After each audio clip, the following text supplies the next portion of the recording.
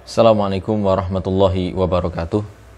Innal hamdalillah nahmaduhu wa nasta'inuhu wa nastaghfiruh wa na'udzu billahi min shururi anfusina wa min sayyiati a'malina.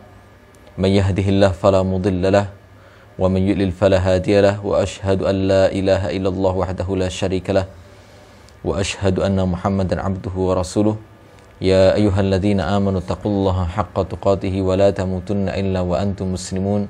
Ya ayyuhan nasu taqu rabbakum alladzi khalaqakum min nafsin wahidah wa khalaqa minha zawjaha wa batha minhuma rijalan katsiran wa nisaa'a wa taqullaha alladzi tasaaluna bihi wal arham innallaha kana 'alaikum raqiba.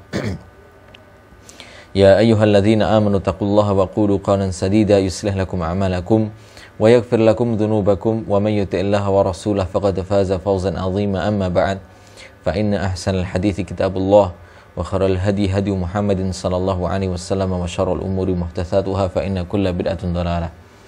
Jamaah sekalian rahimani wa rahimakumullah, a'azzani Allah wa iyyakum, hafidhani Allah wa iyyakum. Alhamdulillah, pada pagi hari ini ya, jadi kajian kita dipindah menjadi pagi hari ba'da subuh, dan kita insyaallah taala akan melanjutkan kajian kita membahas kitab Manzilatus Sholati fil Islam, yaitu kedudukan salat di dalam agama Islam. Dan kita insyaallah ta'ala akan memasuki pembahasan yang ketiga, yaitu al-mabhatsus tsalits, pembahasan yang ketiga, manzilatus sholati fil Islam, yaitu kedudukan salat di dalam Islam. Nah, setelah sebelumnya kita telah menyelesaikan dua pembahasan. Yang pertama tentang mafhumus shalah, yaitu tentang pengertian salat, ya, apa maksud dari salat itu dan pengertiannya. Kemudian kita telah membahas juga tentang mabhas yang kedua, yaitu hukmus shalah, hukum salat. Kita insyaallah ta'ala akan membahas pembahasan yang ketiga, manzilatus sholati fil Islam, kedudukan salat di dalam Islam, yang insyaallah ta'ala pembahasan ini merupakan inti utama dari kitab yang kita bahas ini. As-salatu laha manzilatun azimatun fil Islami. Jadi salat memiliki kedudukan yang agung di dalam Islam. Jadi salat merupakan amal ibadah yang memiliki kedudukan agung di dalam Islam. Wa mimma yadullu ala ahammiyatiha, dan di antara dalil yang menunjukkan kepada urgensi salat atau pentingnya salat, wa idhami manzilatiha, dan di antara dalil yang menunjukkan tentang agungnya kedudukan salat di dalam Islam, ma ya'ti, adalah dalil-dalil berikut ini atau poin-poin berikut ini. Jadi di antara penjelasan-penjelasan atau poin-poin yang menjelaskan atau menunjukkan kepada agungnya salat dan pentingnya salat dalam Islam adalah poin-poin berikut ini. Yang pertama adalah as-salatu imaduddin. Salat adalah tiangnya agama. Jadi salat adalah tiangnya agama. Ini insyaallah ta'ala sejak SD sudah diajarkan. As-salatu imaduddin, salat adalah tiangnya agama. Semua anak SD juga tahu. Semua anak SD juga tahu. Ya, as-salatu imaduddin, salat adalah tiangnya agama. Ya.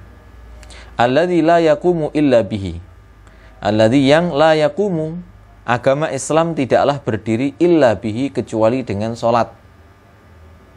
Jadi agama Islam ini hanya bisa berdiri apabila seseorang melaksanakan salat. Jadi seseorang apabila ingin menegakkan agama Islam dalam dirinya, maka di antara syarat yang harus dia lakukan setelah syahadat, ya, setelah syahadatain, dua kalimat syahadat adalah apa? Salat. Ya.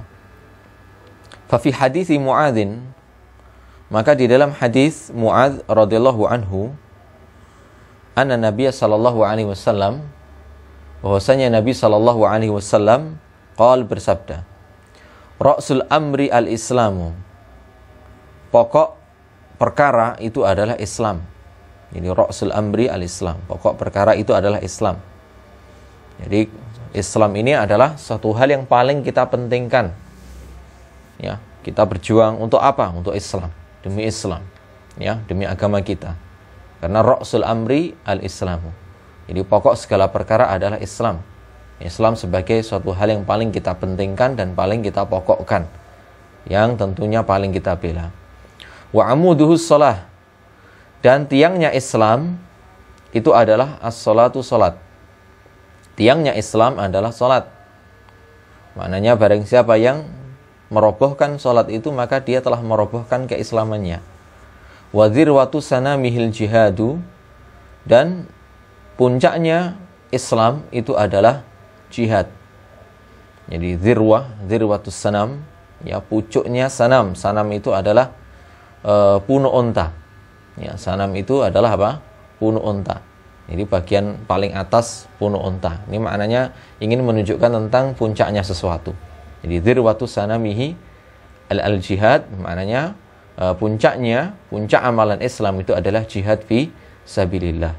Hadis ini diriwayatkan oleh Imam Tirmidzi, ya, dan beliau mengatakan hadisun hasanun sahih, hadisnya hasan sahih, dan dihasankan oleh Syekh Muhammad Nasiruddin Al-Albani di dalam kitab Irwaul Qalil.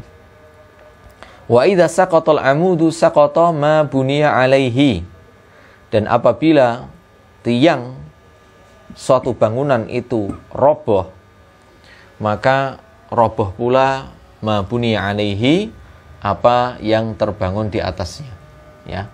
Apa yang terbangun di atasnya juga roboh. Baik. Itu poin pertama. Itu hal yang pertama yang menjelaskan mengapa salat itu sangat penting dalam Islam, sangat agung di dalam Islam. Yang kedua, awwalu ma yuhasabu alaihil abdu min amalihi. Salat adalah awwalu, yang paling awal, ma, dari hal yang yuhasabu alaihi al-abdu. Seorang hamba dihisab atasnya. Min amalihi, dari amalnya. Jadi amalan seorang hamba, amalan seorang hamba, dari semua amalan seorang hamba, ini yang paling pertama kali dihisab pada hari kiamat itu adalah salatnya. Jadi salat ini merupakan amalan yang paling pertama kali dihisab pada hari kiamat. Fasalahu amalihi wa fasaduhu bisolahi solatihi wa fasadiha. Fasalahu amalihi, maka bagusnya keseluruhan amal seseorang, wa fasaduhu, dan buruknya keseluruhan amal seseorang, bisolahi solatihi, tergantung kepada bagusnya salatnya, wa fasadiha, dan tergantung pula pada buruknya salatnya. Maknanya adalah apabila salat seorang hamba dijaga dengan baik, yang melaksanakan salat dijaga dengan baik sesuai perintah yang Allah Ta'ala perintahkan, sesuai perintah yang Rasul perintahkan, sesuai contoh yang Rasul Sallallahu Alaihi Wasallam contohkan. Karena Nabi Sallallahu Alaihi Wasallam bersabda, "Sallu kama ra'aitumuni usalli." Salatlah kalian sebagaimana kalian melihat aku salat. Jadi salatlah kalian sebagaimana kalian melihat aku salat. Berdasarkan hadis tersebut, ya, kita memahami bahwasannya kita haruslah mencontoh utusan kita, ya, Rasul kita, junjungan kita di dalam melaksanakan ibadah. Termasuk salah satu ibadah yang patut kita contoh dari Rasul Sallallahu Alaihi Wasallam adalah perkara salat, adalah ibadah salat.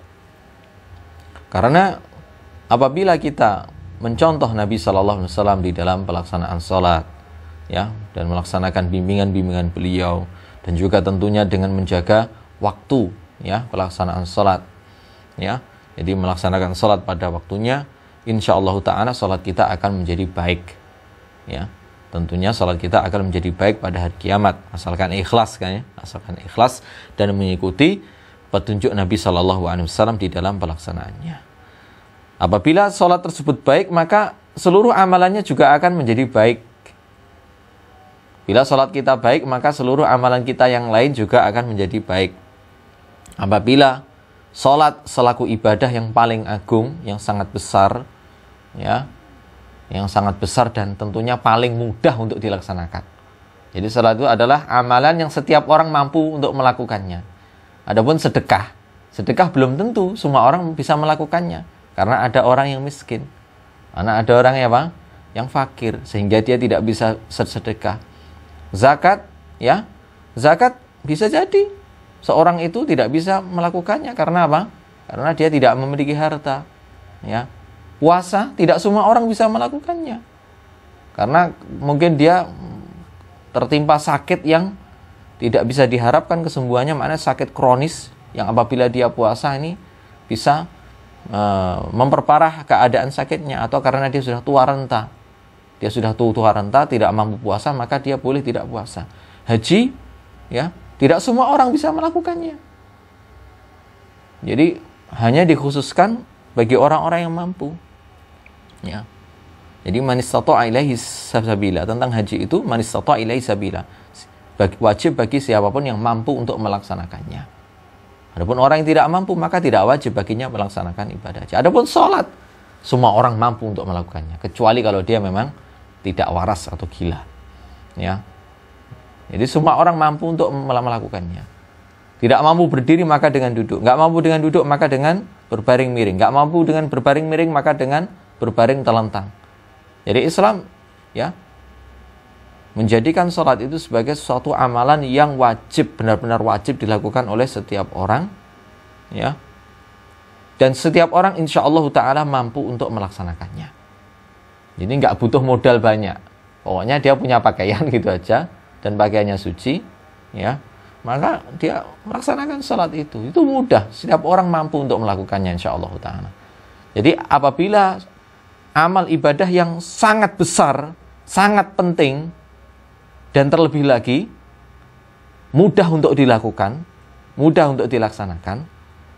Jadi padahal suatu amalan itu sangat penting, sangat besar, ya, kedudukannya di sisi Allah Ta'ala, serta sangat mudah untuk dilakukan, sehingga kita tidak punya alasan lagi untuk meninggalkan sholat itu, ya. Kok tetap kita tinggalkan? Kok kita melaksanakan dengan cara yang asal-asalan? Maka sholat itu tentunya akan menjadi buruk, dan amal ibadah yang lain yang tentunya lebih sulit di dalam pelaksanaannya juga akan dianggap buruk. Ya, tentunya amal ibadah yang lain, ya, ini akan dianggap buruk. Fa'an Anas bin Malik radhiyallahu anhu, dari Anas bin Malik radhiyallahu anhu, anin Nabi sallallahu alaihi wasallam qala, dari Nabi sallallahu alaihi wasallam bahwasanya beliau telah bersabda, awwalu ma yuhasabu bihil abdu yaumal qiyamati as-shalah. Yang pertama kali akan dihisab, ya, dari seorang hamba pada hari kiamat. Jadi amalan yang pertama kali akan dihitung dari seorang hamba pada hari kiamat adalah as-shalatu, salat. Fa in saluhat atau fa in salahat juga boleh. Fa in salahat atau saluhat, ya, saluhasairu amalihi atau salahasairu amalihi. Apabila salat itu bagus, dilaksanakan dengan ikhlas, tidak malas-malasan, tidak seperti sholatnya orang-orang munafik. Karena orang-orang munafik, mereka juga melaksanakan sholat. Wa idza qamu ila sholati qamu kusala. Dan apabila mereka melaksanakan sholat, maka mereka melaksanakannya dengan cara malas-malasan. Ya, jadi melaksanakan sholatnya dengan sungguh-sungguh, ya, rindu kepada Allah. Ya, rindu kepada Allah, cinta kepada Allah, dan takut kepada Allah, mengumpulkan, ya, ibadah-ibadah hati di dalam sholatnya, ya, antara rasa cinta, rasa takut, dan rasa harap kepada Allah Ta'ala, ya, dan tentunya ikhlas, dan tentunya mencontoh Nabi Sallallahu Alaihi Wasallam di dalam pelaksanaan atau tata cara sholatnya itu, ya. Apabila sholatnya baik seperti itu, ya, saluhasairu amalihi, maka baik pula seluruh amal perbuatannya.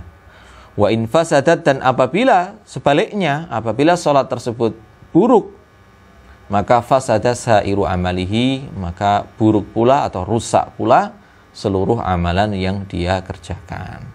Ya.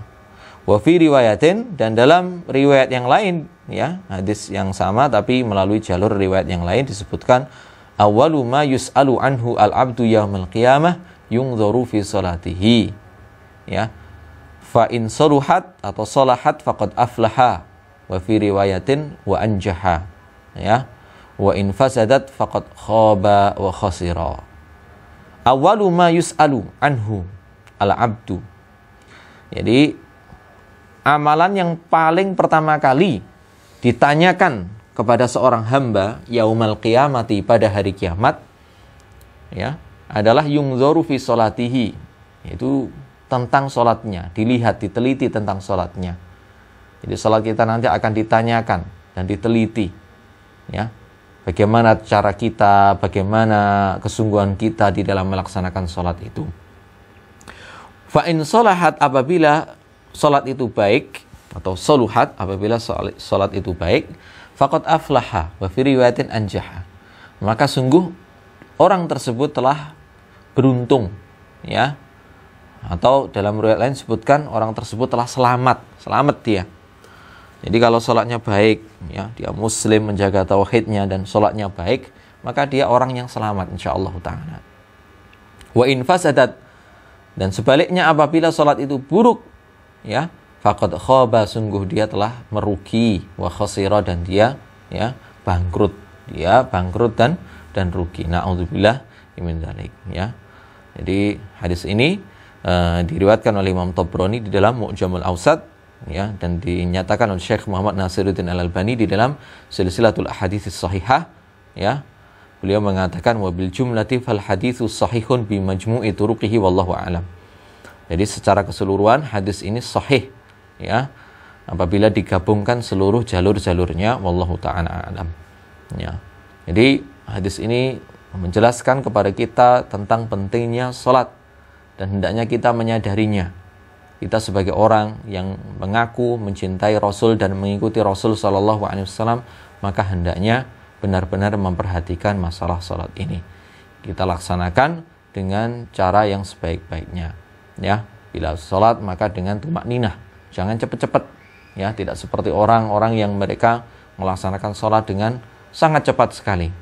Padahal ketika mereka nonton TV maunya lama, nonton film maunya lama, main HP maunya lama-lama, tapi ketika mau sholat, wah, cepat sekali sehingga meninggalkan tumakninah otomatis tidak sah. Jadi aneh bin ajaib, ya. Sholat, misalnya sholat tarawih 23 rakaat dilakukan dengan, ya, waktu yang sangat pendek, hanya berapa menit gitu, ya. Ini sholat apa latihan kungfu, kan gitu kan, ya. Ini sholat atau latihan kungfu, ya. Jadi sampai-sampai orang yang berada di belakang ini mau membarengi gerakan imam saja ini sangat kesusahan, ya. Jadi shaf yang paling belakang, apalagi mbah-mbah yang tua-tua itu, ya, imamnya ruku Allahu Akbar, ya, ini mbahnya mau ruku, imamnya sudah sujud, ya. Imamnya sudah sujud. Jadi gerakannya sangat cepat sekali. Ini saya kira tidak pantas, dan tentunya para ulama ini tentunya akan mengatakan hal yang sama, yaitu tidak pantas dilakukan dan jauh dari kata sah, ya, jauh dari kata sah. Karena di antara rukun salat, ya, rukun salat itu adalah tumakninah, ya, tumakninah, ya, yaitu tenang di dalam melaksanakan salatnya, tenang, ya. Jadi tidak boleh cepat-cepat seperti itu, ya. Dan apalagi kalau kita membaca surat Al-Fatihah, doa-doa salat ini dengan cepat sekali, ini seakan kita nggak butuh kepada doa tersebut, kita tidak butuh kepada permintaan kepada Allah Ta'ala. Kita seharusnya berdoa ihdinas siratal mustaqim, tunjukkanlah kami ke jalanmu yang lurus, ya Allah. Tapi dibaca ihdinas siratal mustaqim siratal ladzina an'amta 'alaihim, amin, ya. Ini apa-apaan gitu. Coba Anda, ya, beli bakso dengan cara seperti itu, ngomong ke abangnya, ya. Ngomong ke abangnya beli bakso seperti itu, Bang beli bakso 5, wah, itu sama tukang baksonya dilempar apa? Dilempar kuah nanti, dilempari kuah. Padahal kita beli, kagak minta kan, ya. Apalagi minta dengan cara seperti itu, kan nggak pantas sama sekali, nggak punya adab. Lalu bagaimana adab kita di hadapan Allah Subhanahu wa Ta'ala tatkala kita sholat, ya. Kita nggak beli sesuatu dari Allah, kita meminta kepada Allah Ta'ala. Maka tentunya hendaknya kita memiliki adab di hadapan Allah Ta'ala tatkala kita melaksanakan, ya, amal ibadah, ya. Tatkala kita melaksanakan, ya, amal ibadah, yaitu ibadah sholat tersebut.